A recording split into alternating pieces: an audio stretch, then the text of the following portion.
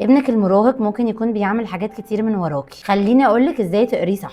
المراهقين عندهم لغة سرية، ولما تفكي الشفرة دي هتلاقي ان كل حاجة بتتغير. المجتمع اللي احنا عايشين فيه للأسف بقى مرعب، وولادنا قاعدين وسط مصايب كتير طول الوقت. ابنك لما بيكون قاعد على الموبايل طول النهار ده بيكون عامل لنفسه عالم كامل خيالي اونلاين.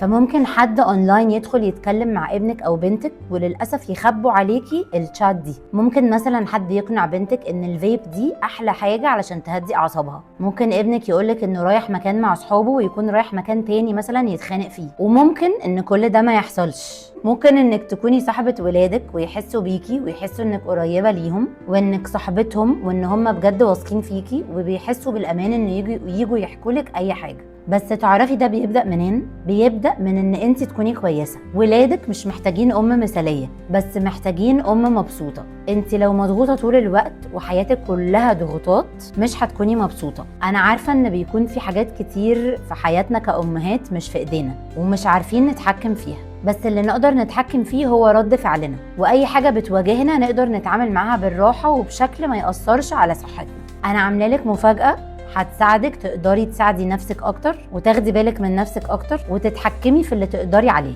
عشان علاقتك مع ولادك تكون احسن. انا هعلن على البروجرام الجديد ده من خلال الايميل. اكتبي كلمة بروجرام في الكومنتس وهبعتلك رابط عشان تكوني اول واحدة تعرف لما البروجرام ده ينزل.